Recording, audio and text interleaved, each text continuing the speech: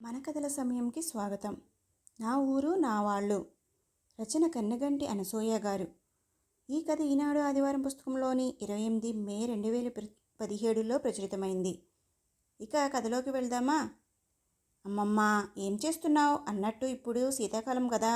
బహుశా తాతయ్య మోకాళ్ళ మీద కింద కూర్చుని గులకరాయికి పురికొస్తాడు కట్టి అందిస్తుంటే దాన్ని పొట్లపాదు కాసిన పొట్లకాయ పిందెలు వంకర లేకుండా పొడుగ్గా పెరగాలని వాటి తోకలకి ముడేస్తూనో, చిక్కగా అలుముకున్న మంచు పొగలో చిక్కుడుపాదుకి పేను పడితే గమాక్సం చల్లుతోనో, లేదంటే తాత భుజాన కావిడేసుకుని పొలానుంచి తెచ్చిన పాలను పిడకల పొయ్యి మీదుంచి పక్కనే కూర్చుని కొరకంచుతో ఎగదోస్తూనో, అప్పటికే పిడకల పొయ్యిలో కాల్చి పక్కన పెట్టిన తేగ తొక్కలు తీసి రెండు బద్దలుగా చేసి చందమామను తీసేసి బొడ్డు కొసలు విరిసేసి వేడివేడి ఆవిర్లొస్తున్న చిన్న చిన్న తేగ ముక్కల్ని ఎండలో కూర్చుని చలి కాగుతున్న తాతకి అందిస్తూనో ఉండి ఉంటావు, అవునా?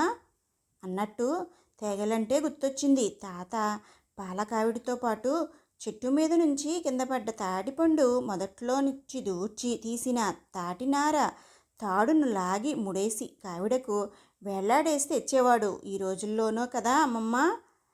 వంటంతా అయిపోయాక కడిగిన తాటిపండును నిప్పుల మీద ఉంచి నీ పని నువ్వు చేసుకుంటూ మధ్య మధ్యలో పొయ్యి దగ్గరికి వచ్చి తాటిపండును తిరగేసి బోర్లేసి నిప్పుల మీద కాల్చేదానివి. అలా కాలుతుంటే పల్చబడ్డ తీయటి తాటి రసం పగిలిన తాటి తొక్కల్లోంచి జారి పొగ్గుల మీద పడితే వచ్చే ఆ కమ్మని వాసన ఎంత బాగుండేదో కదా అమ్మమ్మ.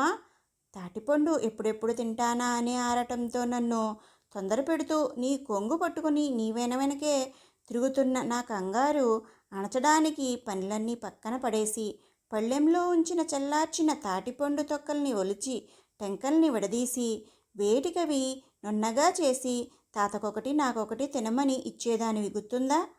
నాకరగదేమోనే అంటూనే బోసినోటితో తాటిపండును చీకుతూ దుడ్డు కళ్ళద్దాల్లోంచి నీ వైపు చూసి నువ్వు తెచ్చుకో అని తాత నీతో అంటే ఉన్నయ్యే 3 టెంకలు, మధ్యాహ్నం ఆడు తింటాళ్లే అనేదానివి నాకేసి ప్రేమగా చూస్తూ.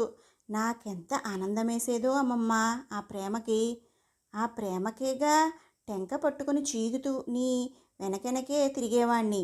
నేనలా కాసేపు తిన్నాక నా దగ్గర నుంచి తాటెంక తీసుకుని పొడవాటి జుట్టున్న తలనిండా నూనె పెట్టి నున్నగా కిందకి సవర చేసినట్టు చేసి ఇచ్చేదానివి.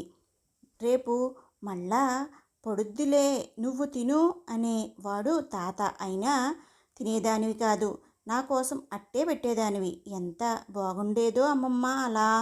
ఆ మన్నాడు తెల్లారగట్ల పాలకావిడేసుకుని పొలం వెళ్ళిన తాత రోజూ వచ్చే సమయానికంటే కాసింత ఆలస్యం అయ్యేసరికి ముందు రోజు తాటిపండు తిన్నందుకు ఎక్కడ తేడా చేసిందోనని నువ్వెంత కంగారు పడ్డావో గుర్తుందా? అయితే మేమిద్దరం తాటెంక తిన్నప్పుడు నువ్వు తినలేదని తాతయ్య నీ కోసం మళ్ళీ తాటిపళ్ళు పట్టుకొస్తే అప్పటి నీ ముసిముసి నవ్వుల్లో సిగ్గు ఇప్పుడు నా కళ్ళ ముందు కదలాడుతుంది అమ్మమ్మ. నిన్నే కదా తిన్నాడు, ఇవాళ కూడా తింటే కడుపులో నొప్పొస్తుంది అంటూ నువ్వు తినడం మానేసి మరీ నా కోసం తాటిగుజ్జు తీసి తాటాకుల చాప మీద పల్చగా పామి తాటి తాండ్ర తయారు చేశావు. తాటి రొట్టె కూడా చేశావు, అంతేనా? అలా మనం తిన్న టెంకలన్నీ తేగల కోసమని దొడ్లో పాతరేసి ఆ బొర్ర టెంకల్ని కత్తితో మానుక్కేసి కొట్టి బొర్రగుంజు తీసిస్తే దాన్ని కడిగి నాకు గిన్నెలో వేసేచ్చే దానివి బలమని. ఎంత తీయగా ఉండేది అమ్మమ్మ బొర్రగుంజు. అదొక్కటేనా?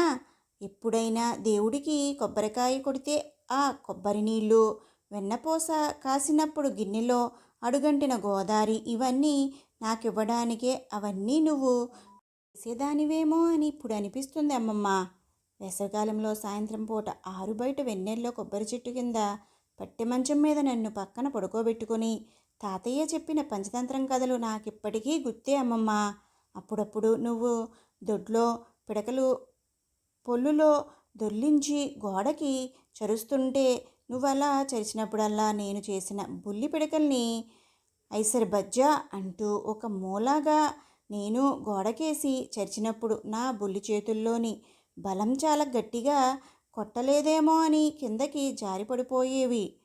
అయ్యయ్యో అంటూ మళ్ళీ ఆ పేడ ముద్దని చేతుల్లోకి తీసుకుని ముందుకు వంగ్యుని నువ్వెలా చేస్తున్నావో చూస్తూ నేను చేస్తుంటే వెనక నుంచి తాతయ్య వచ్చి, ఆ పిడకలవి నీకెందుకురా బంగారం, పాదు మీద ఆనపకాయ ముదినట్టుంది, కొద్దుగనిరా అంటూ నన్ను ఎత్తుకుని హత్తుకున్న ఆ తీపి జ్ఞాపకం నేనెలా మర్చిపోగలనమ్మమ్మా. పాక చూరు దగ్గర తాతయ్య నిలబడి రెండు చేతుల్ని ఒక దగ్గర చేర్చి గుండ్రని విస్తరాకుల్లాంటి చేతుల మీద నన్ను కూర్చోబెట్టి పాక మీదకి పాకించి నాతో ఆనపకాయ కోయిస్తూ గుండ్రని ఆ కాయ అందం చూస్తూ ఆ కాయ నేనే కోసానని ఇరుగు పొరుగు పిల్లలందరినీ పిలిచి మరీ చూపించడం నాకంకా గుర్తుందే అమ్మమ్మ. లేలేత ఆనపకాయతో చిలకడదుంప చిక్కుడుకాయ ములక్కాయ వేసి నువ్వు వండిన పులుసుకి ఏ రుచి సాటి అమ్మమ్మ. అవును, చిలకడదుంప అంటే గుర్తొచ్చింది. మన వీధిలో ఉండే బ్రౌన్ కలర్ చెవులున్న కుక్క పిల్ల ఎలా ఉంది అమ్మమ్మ? రాత్రి బాగా పొద్దుపోయాక తాతయ్యకి స్నానానికి నీళ్లు కాసిచ్చి కణకళ్ళాడుతున్న ఆ నిప్పుల మధ్యలో నువ్వు కూరి కూరి వదిలేసిన ఇంతలావు చిలకడదుంప తెల్లారేపాటికి పాకం వచ్చేలా ఉడికితే తీయని ఆ వాసనకి మన ఇల్లు పట్టుమని వదిలేది కాదు ఆ నల్ల కుక్క. నాకెంత గుర్తో, ఒకటి రెండు సార్లు నువ్వేదో పనిలో ఉంటే అది మన లోపలికొచ్చి పొయ్యిలో ఉడికిన దుంపలు ఎత్తుకుపోతే నిక్కరు పైకి లాక్కుంటూ కంగారు పడుతూ నువ్వు వస్తున్నావో లేదోనని వెనక్కి తిరిగి చూసుకుంటూ దాని వెంటపడి పరిగెత్తిన రోజులు. తిననీరా పాపం, దానికి మాత్రం ఎవరు పెడతారా అని నువ్వంటే నేనెంత ఏడ్చానో. నేను ఎలా మర్చిపోగలను దాన్ని తిననివ్వమన్నందుకు కాదు, నా ఏడుపు నీ దగ్గరున్న నా ప్రేమని దానికి ఇచ్చేస్తున్నందుకు, దానికి నువ్వు పంచగా నా పట్ల నీ ప్రేమ కొద్దిగానైనా తరిగిపోయినందుకు. ఎన్ని దుంపలు అమ్మమ్మ నాకెంతో ఇష్టమని, నెల ఉంటే మరింత తీపెక్కుతాయని నెల్లాళ్ళ ముందే తోటలో రాసుల మీద ఏరించి మరీ పెద్ద పెద్దవి తెప్పించేదానివి. అలా తెప్పించిన దుంపల్ని గోనె పట్టాగలేసి ఆరబేసేదానివి. ఆరే కొద్దీ ఎంత తీగా ఉండేవి అమ్మమ్మ ఆ చిలకడ దుంపలు. ఎక్కడా అయిపోతాయోనని ఆ దుంపలు వచ్చినన్నాళ్ళు నెల్లాళ్ల ముందే జాగ్రత్త పడేదానివి. నేనెలా మర్చిపోతానమ్మమ్మా. ఈశాన్య మూల దొడ్లో పరిచిన బరకం గుడ్డ మీద పొందిగ్గా నువ్వు కూర్చుని మడిచిన నీ కాలు మీద ఏటవాలుగా పీట పెట్టి మట్టి బిడ్డల్ని వేరు చేయడానికి మినుముల్ని పీట మీద పోసేదానివి. ఆ పక్కనే నా కాళ్ళ మీద చిన్న పీట పెట్టుకుని నేనూను. తాతయ్య నన్ను అలా చూసి ఎంత నవ్వుకునేవాడో బోసినోటితో. నన్ను అలా ఆడుకోనివ్వడానికని పొలం వెళ్ళడం కూడా మానేసేవాడు. నేను ఆడుకుంటూ చిందరవందర చేసేసే మినువుల్ని ఏరడానికి. కాసిని గింజలు పోతే ఏమని అప్పుడేదో అనిపించేది, కానీ అలా ఏరటంలో ఆ పంట పట్ల తాతయ్య ప్రేమ ఆవల అక్కడి దాకా రావడం వెనక తాత కష్టం నాకిప్పుడు అర్థమవుతున్నాయి అమ్మమ్మ. అలా దొర్లించి మరి మట్టి బిడ్డల్ని వేరు చేసిన మినువుల్ని మట్టి కుండలో పోసి పొయ్యి మీద పెట్టి కుండ పగలకుండా జాగ్రత్తగా ఒక పక్కన చేసిన చిల్లులోంచి కర్రతో వాటిని వేపేదానివి. ఆ కుండనేదో పేరు పెట్టి పిలిచేదానివి.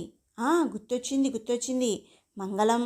మంగళంలో అలా వేగిన మినువుల్ని తిరగలిలో పప్పు చేయడం, అలా విసిన పప్పుని తొక్క ఊడొచ్చేలా రోట్లో వేసి రోకలితో దంచి పొట్టుపోయేలా చేటలో బాగా చెరిగి మరీ తిరగలిలో విసిరేదానివి నాకు సున్నుండలు చేయడానికని. వెన్నపూస ముందే కాయకు వాసన పోద్ది అనివోడు తాతయ్య. నా మనవుడు కాదు మరి వాడు, కాసేసి ఎందుకుంచుతానో నాకు మాత్రం తెలియదా అది, ఓరకంట నన్ను చూసి నవ్వుతూ అనేదానివి. తాతయ్య సంతృప్తి పడేవాడనుకుంటా, బదులిచ్చేవాడు కాదు. అప్పటికప్పుడు కాసిన నెయ్యి అయితే కమ్మటి వాసనొచ్చి సున్నుండలు మరింత రుచిగా ఉంటాయనే తాతయ్య మాటల్లోని ప్రేమ నాకు ప్రతిక్షణం గుర్తొస్తుంది అమ్మమ్మ. అలా నువ్వు నా కోసం శ్రమపడి చేసిన సున్నుండలే కాదు, కడిగి ఎండలో ఆరబోసి మరీ తిరగలిలో విసిరిన రాగిపిండితో నువ్వు కాచిన రాగిజావా, మన పొలంలో పండిన చెరుకు పంటని బెల్లం వండుతుంటే బెల్లం తయారయ్యాక బుట్టలో పోసే ముందు మా మనవడికిష్టం అని అందులో ముంచి తాత తెచ్చిచ్చిన చెరుగ్గడ చుట్టూ అంటుకున్న బెల్లం తినేదాకా నాకింత బలం. అటుకుల్లో మెత్తగా కోరిన బెల్లం వేసి అందులో వేడివేడి పాలు పోసి ఇచ్చేదానివి. కమ్మటి వాసనొచ్చే ఆ బెల్లం కలిసిన ఆ తీయని అటుకులు తిన్న రోజు అన్నం తినకపోతే ఇంకెప్పుడు అటుకులు పోటెయ్యను అనేదానివి. కానీ ఉండలేకపోయేదానివి. అప్పుడప్పుడే పొట్టుపోసిన వరి కంకుల్ని కట్టగా కట్టి తాత తెస్తే వాటిని పీట మీద నూర్చి మంగళంలో వేసి మరీ రోట్లో దంచేదానివి. నువ్వు అలా పోటేస్తూ రోకలి పైకెత్తినప్పుడల్లా నీ పక్కన నిలబడి నిన్ననుసరిస్తూ పుల్లముక్కతో నేల మీద పోటేస్తూ అది చూసి కిస్కిస్మంటూ తాత నవ్విన నవ్వు విన్న నాకు ఏ మ్యూజిక్కు నచ్చడం లేదు అమ్మమ్మ. మీ ఆ నవ్వులే కదా నా బలం.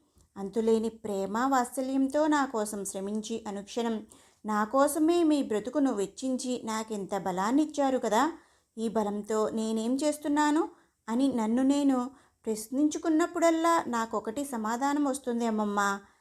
పగలనక రేయనక కాళ్ళకి చెప్పులు లేకుండా ఏ పరాయివాడి పాలన నుంచి విముక్తులవుతడానికి తాతయ్య స్వాతంత్ర్యోద్యమంలో పాల్గొని అంత కష్టపడ్డాడో అదే కష్టం ఆధారంతో పెరిగిన నేను విముక్తమైన నా నేలని వీడి పరాయోడి పంచన చేరి వాడి పాలనలో నా ఊపిరికి ఆయువు పోసుకుంటూ వాడికి బ్రతుకునిస్తున్నా.